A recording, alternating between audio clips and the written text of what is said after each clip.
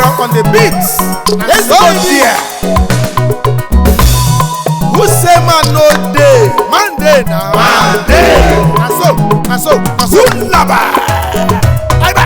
Ibiana mba Africa. Umi Igbanyi nwere ndere mma na mama. On the Shaggy Biana mba Africa. Umi Igbanyi nwere ndere mma na mama. Shaggy Biaro na Guinea, Umi Igbanyi nwere ndere mma Guinea Republic, Ndoga Igwe. Ibata na Mali, Umi Igbanyi nwere nde Karaka na Bamako, Ndoga Igwe. Kabata na Mali, Umi Igbanyi nwere nde Goregeba, Shaggy Biaro Senegal, Umi Igbanyi nwere nde Karaka na Dakar.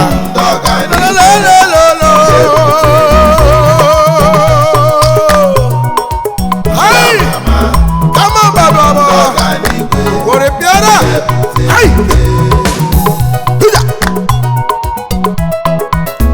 Soibina. Agagwagi akwa. Ndoga n'igwe. Ndoga n'igwe. Ajuru na Guinea Republic. Umi Igbore mma. Ndoga n'igwe. Ndoga n'igwe. Anụkwa na Bamako. Umi Igbore mma. Ndoga n'igwe. Ndoga n'igwe. Anụkwa na Senegal. Emega nyere mma. Onye ji eme n'elu ụwa kekwe eji akpọ ya akpọ.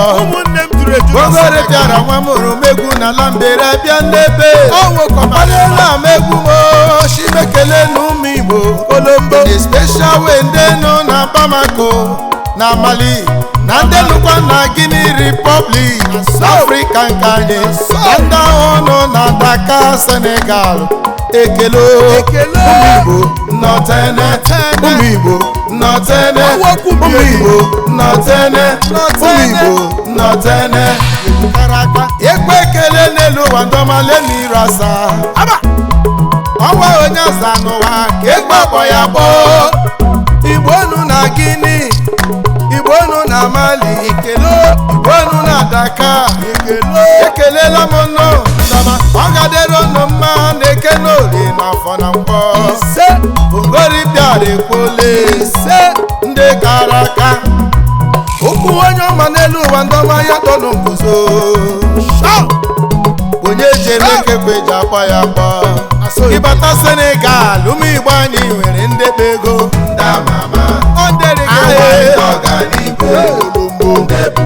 ịbata na Dakar Umi Igbanyi nwere ndị kara aka ndị gị nyere mma Garo na Mali Umi Igbanyi nwere ndebe ego ndị nyere mma obodo ndọma na Bamako Umi Igbanyi ji eme ihe siri ike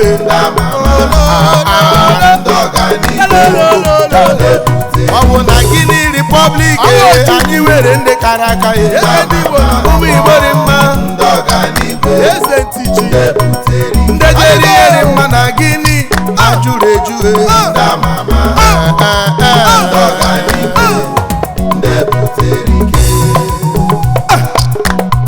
Ogori Piara musically beautiful son onye nta anụ m na-agba eburu ekele nwoke mara mma nwa mụrụ na Anambra Senegal base Mr. Sunday Nwegwu Eda Anambra Progressive Union Dakar Senegal nwoke mara mma ọgaranya the financial secretary of Oganigwe Friends Club na Dakar Senegal onye Oganigwe akara aka Ashimia Gajelago iwe onye Oganigwe current president of Dakar Pioneers na Dakar Senegal oromakelela m lọlọ gị Mrs. Ngozi Nwegwu ndị ewu ndị n'Igbo na Anambra State na Nigeria ebe unu shaga nwanne m kpatara ego na-esusi na Dakar Ibu ike nwoke ọmarịmma ya gajie agashie ekele kelela m nwanne m nwoke High Chief Chijioke Paul Uzozie, my own senior brother, Chief Nanyerugo 1 Umodolo, my own senior brother, Chief Nanyerugo 1 n'Olu Kingdom, Oyiburumebu, Chief Nanyerugo 1 n'Abia State, Izomaso, Chief Eda Umumbirani, Ọkpagishi mbiri ụzọ Vice President of Dakar Pioneers, Ikraka, CEO of White Money Music, onye ọma, Dakar Senegal, CEO onye ọma n'obo, GLE onye ọma Multi n'obo, Services, okpoko, Paul and Company, kai kai, welcome Arimbaye, na so, the Chief Lord, Ezugo of Ugo Kingdom, kelela m nwanyị gọma, High Chief Ọkpese na Paul Zion, of Blessing, Paul Uzozie, Olombo, Lọla Ezugo Ugo Kingdom, Olombo, Dakar Senegal, nwanne m kara aka, ibu ike, Otibodombokwan, na so na ọnụkwa ya, ọshịamagana, otis, ma gbọtọrọ Honorable Uchenna Nwokoro Nwokoma, Anwụdịmgba Ogwogwimi ya, the Director of Agro Movies, Films Industries, na Dakar Senegal, the CEO of Fuji Bar and Restaurant, Fuji, na Dakar Senegal, Fuji, the current governor of Abia State in Dakar, Nwokoma Kraka, the governor, the financial secretary of Dakar Pioneers, Ikraka, na Dakar Senegal, kelela m nwanyịgo, First Lady Lolo Mrs. Chinyere Uchenna nwanyị mara Nwokoro, Africa play na nwanyị ọma Dakar, kara aka, na Bonagis, na Nnewi Abia State, na Nigeria, nwanne kpatara ego na-esi usi ka Uchenna Nwokoro batara Dakar President, ekele on the kele ground, maka Eda Michael Ọgụgụa, afọ nwa, Chief Afunwelotanna, afọ nwa, onyere mgbamgba n'ime Kraịst, CEO Mikosin Worldwide, Importer and Exporter, Bikosi, CEO Miko and Sons, Multi-Concept International PLC, nwoke ọmarịmma, Ikraka, CEO Mikosin's Complexes Collability, Nursery and Primary School, ndị kara aka, iwe onye goshi, a member, Pillars of Dakar Pioneers, na Dakar Senegal, Dakar Senegal, ọgaranya kara aka.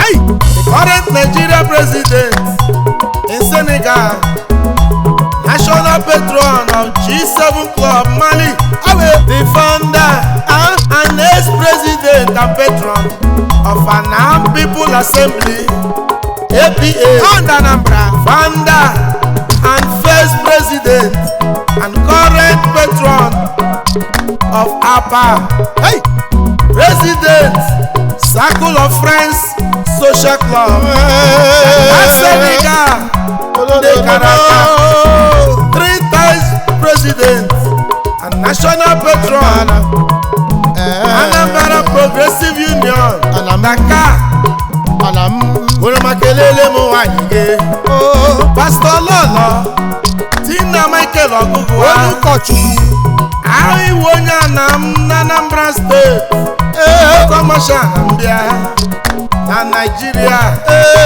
nwanne m kpatara ego na-esi usi, akpatara ego na-esi Dakar Senegal, onye ma ya gachie, awa Ojukwu nọ n'agbọ, Mr. Selem Akala m, Ojukwu na Dakar, Dọkandu nwoke ọmarịmma, Dọkandu, ambassador of Mbaise na Dakar Senegal, onye ọma kara aka, ama, importer and exporter, the pillar of Dakar Pioneers, Senegal, nwoke ọmarịmma Ashimekele ma nwanyịgo, Lolo Mrs.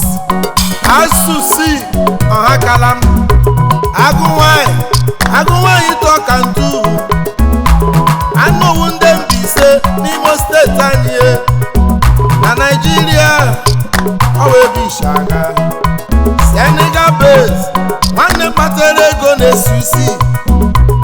ọgaranya kara aka abụgori pịara ekelela anụ ndere mba ndị maghara ego prọfet afa Moses onye amụma Chineke mma ama na Dakar onye amụma General Overseer Faithful God Deliverance Ministries International Dakar Senegal and Branch Ministry n'osisi ọma ngwa n'Aba. The former president Ezoyamaka Social Club Enugu State na Nigeria, the spiritual father of Ohangba Welfare Association Dakar Senegal, the spiritual father of Dakar Pioneers na Dakar Senegal. Ọgaranya shirike kelela m nwanyigo Prophetess Chidimma Elizabeth Afam nwanyị mmụọ anụwu ndị amapụ ụmụ Orisa n'isi ala Ngwa North Local Government Area, Abia State, Senegal based Prophet time mama ya gashe olema kachi famis ike ọneze ndị Igbo na Dakar Senegal, CEO Abana Auto Mercedes Benz, importer and exporter of all kind motor parts na Dakar Senegal, chairman of Dakar Importers Association Dakar Senegal, oke kara aka oromagarere mma ishikwarike, member of Dakar Pioneers na Dakar.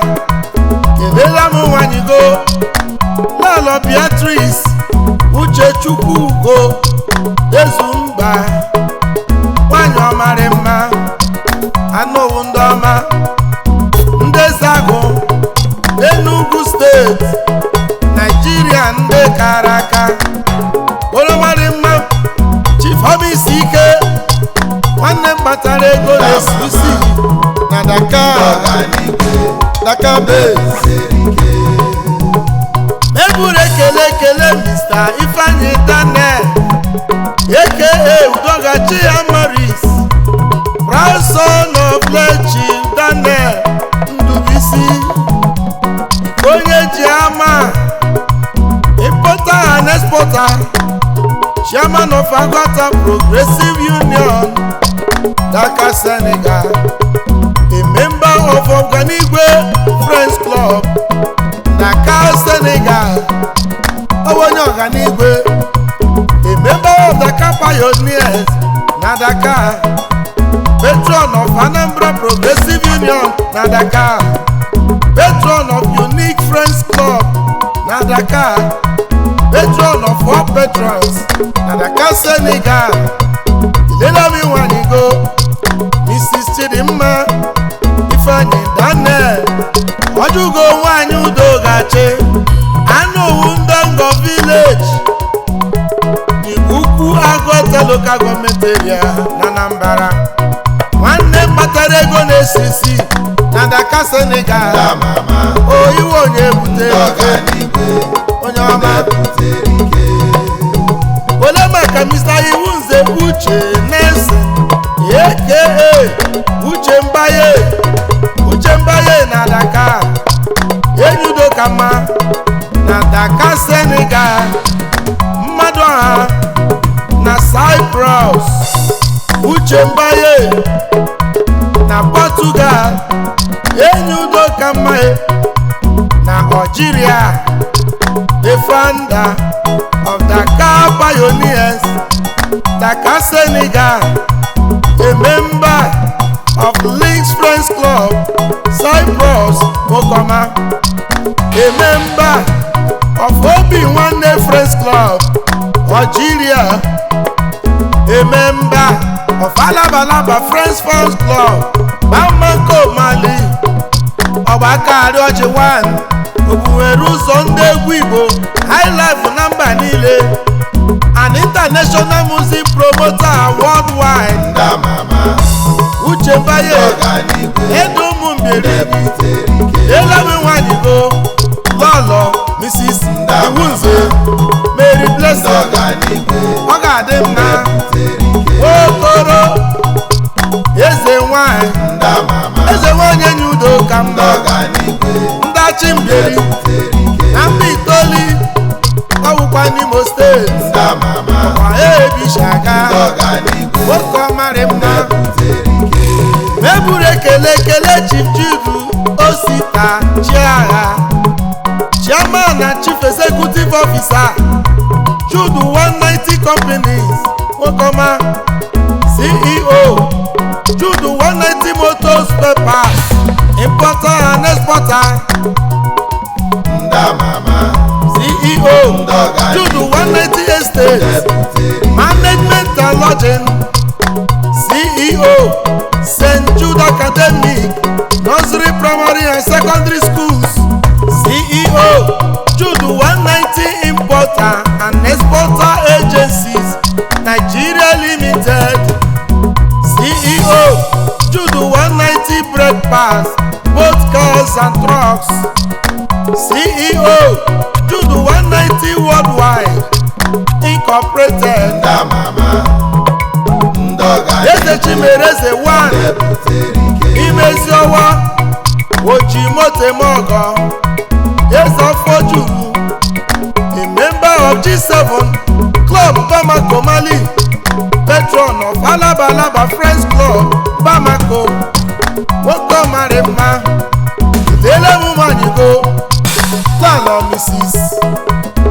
Kelechi Florence Chiagha nwanyị ọma Mama Chidalo ndị Zọga Igudu n'Enugu steeti ndọma nwanne gbatara ego na-esi isi na Mali nwoke ọmarị mma Jude 190 Hashim ya gashie ịwaghara anya kara aka ndamama ekelela m ọganigwe onye ọma ndebụtere ike Chief Innocent Kenechukwu aka Kenzo Cash Money a member and patron G7 Friends Club Bamako Mali Chairman and Chief Executive Officer MK International Sir Fashion and Designer Ndama Chairman Chief Executive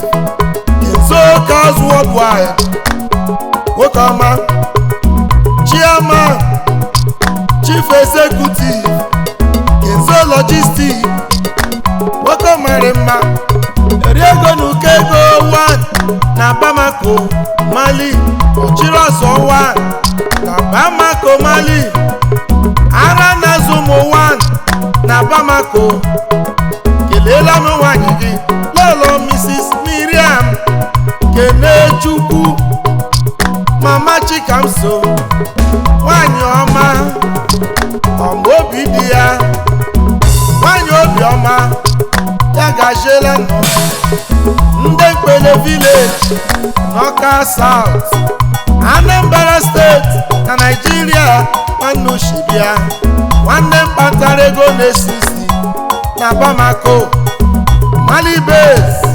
ashimọgarịrị gị mba ndamama Kenzo ọganigwe ndebụtere ike eburu ekele Chief Alozie Nwanganga Akpụ Abatako eru ụlọ isi chie ndị Igbo na Guinea Republic nwoke ọmarị mma obuhere ụzọ ndị egwu Igbo High Life na Guinea Republic nwoke ọmakara aka CEO of Kirol Ventures International Limited and Ewundere mma the Secretary General Nigeria Igbo Community na Guinea Republic nwoke ọmarị mma the Financial Secretary Nigeria Community na Guinea Republic ọganigwe ndebụtere ike Palace Secretary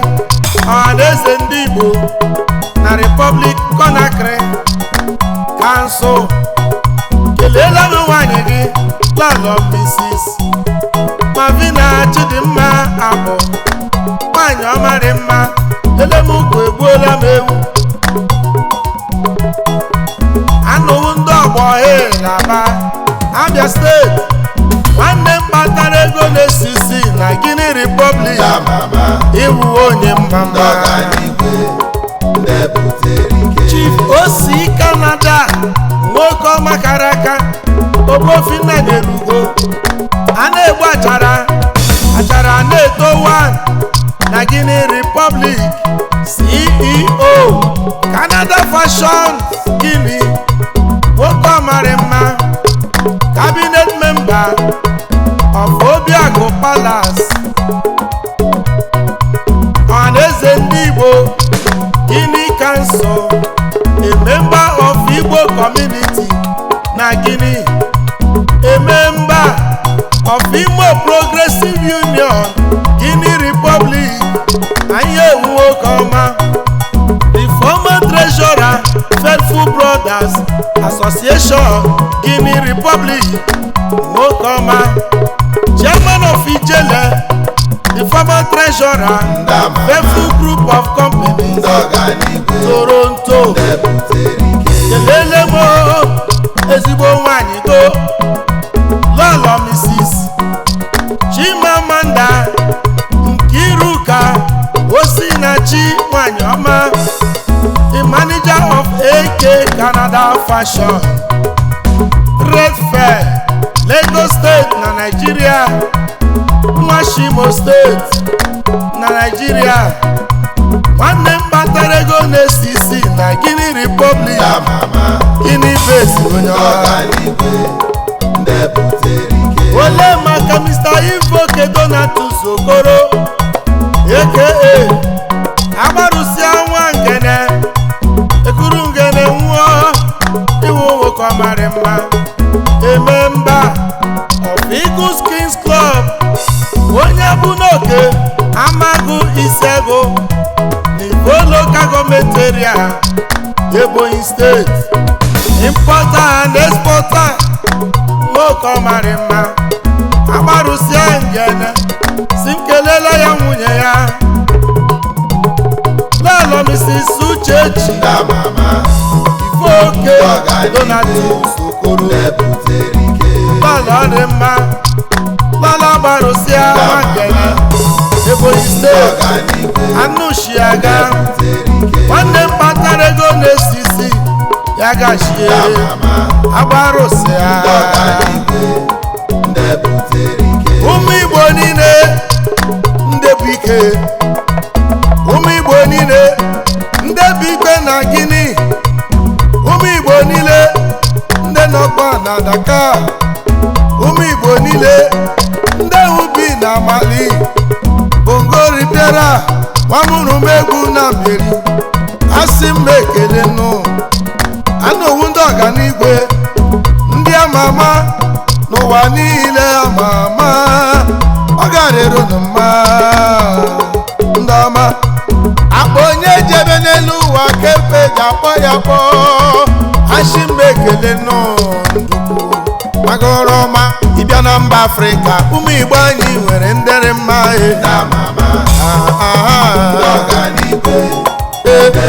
shagi bịa na mba Afrịka ụmụ Igbo anyị nwere ndere mma